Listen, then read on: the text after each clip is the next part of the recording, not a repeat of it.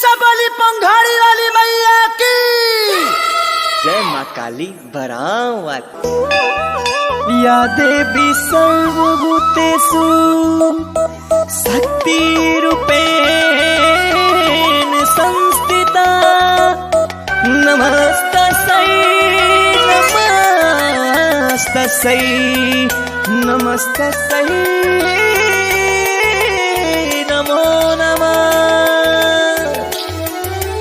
सूरज के लौके लागल देखा ललैया आहो भाग्य घरे सबके आवता हरि मैया।